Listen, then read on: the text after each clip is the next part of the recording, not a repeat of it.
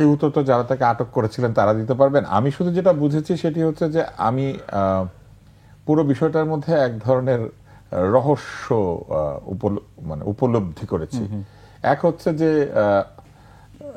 হঠাৎ কারওয়ান বাজারে কি কাজে সে উপস্থিত ছিল, ধরে নিলাম বাজার করছিল না, বলা হচ্ছে ওটি তার কর্মস্থল, এক টাকার খবর নামে একটা প্রতিষ্ঠান চালায়। তো যদি তার প্রতিষ্ঠানে বা কর্মস্থলে সে গিয়ে থাকে, সে তো রোজই যায়। হঠাৎ এই এত মাস পরে, 2-3 মাস পরে হঠাৎ সবজি বিক্রেতা তাকে সেদিনই চিনলো, তাকে না চেনার তো কোনো প্রশ্ন নাই। তো পুরো ব্যাপারটা আমার কাছে মনে হয়েছে যে নিউজ যেভাবে আগে তৈরি করা হতো, আবার ওই ধরনেরই আমি একটি গন্ধ পেয়েছি যে নিউজ তৈরি করা হচ্ছে।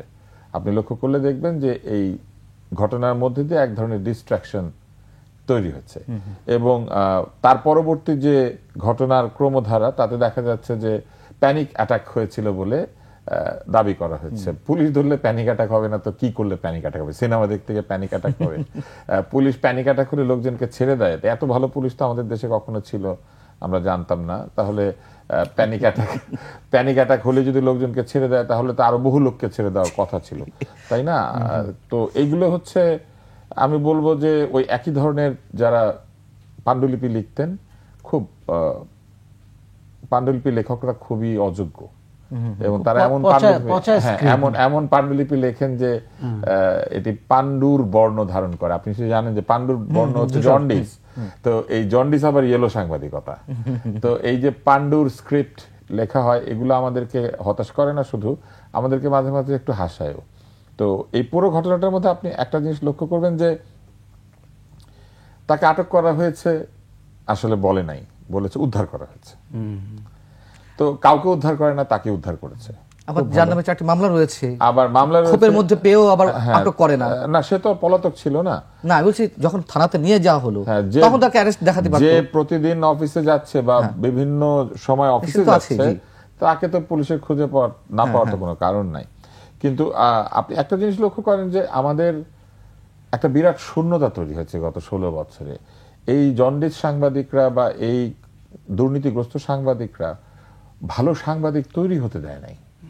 সাংবাদিক কিভাবে তৈরি হয়? সাংবাদিক তৈরি হয় সাহসী সাংবাদিকতার মধ্যে দিয়ে, সাংবাদিক তৈরি হয় স্কুপ নিউজ করার মধ্যে দিয়ে, সাংবাদিক তৈরি হয় এমন কোনো ঘটনাকে তার নিজের দৃষ্টিভঙ্গি থেকে সংবাদটা এমনভাবে পরিবেশন করে যাতে করে মানুষ তাকে সাংবাদিক হিসেবে আলাদা করে চিনতে পারে।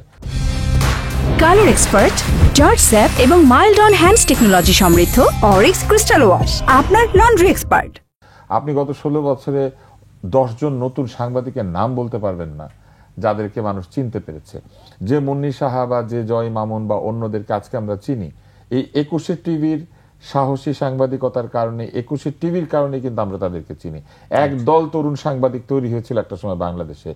সেই একই সরকার, মানে একই দলীয় শাসনের সরকার কি করলো, পরবর্তী 16 বছর ধরে বাংলাদেশে সাংবাদিকতাকে হাতে ধরে বিনষ্ট করলো। কোন সাংবাদিক তো বটেই, কার্টুন আঁকলে ধরে নিয়ে গেছে, সমালোচনা করলে ধরে নিয়ে গেছে, ব্যবসায়ীর বিষয়ে সংবাদ করেছে। এটা এমন কোনো ব্যাপারই না, ব্যবসায়ীদের বিষয়ে সংবাদ হয় সারা দুনিয়াতে। ট্রাম্প প্রেসিডেন্ট, তার নামে সংবাদ হয়, তাকে ধরে নিয়ে গেছে। এবং এক ধরনের প্রকাশ্য নির্যাতনের মধ্যে দিয়ে অন্যদেরকে সাবধান করে দেওয়া হয়েছে যে তোমরা সাবধান, কোনো কিছু লিখবে না, কোনো কিছু বলবে না।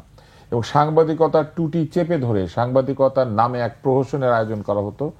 আমি বারবারই বলবো, এই সংবাদ সম্মেলনগুলি আপনি দেখবেন এই প্রহসনের মধ্যে দিয়ে কিন্তু তার পতন হয়েছে। এবং এই প্রহসনের এই সংবাদ সম্মেলনের মধ্যে একজন প্রশ্ন করে বসলো, যে প্রশ্ন থেকে আগুন জ্বলে গেল। মনে রাখতে হবে যে গৃহস্থের কিন্তু আসলে একদিন, এবং সেই গৃহস্থ তো আমাদের বাংলাদেশের মানুষ।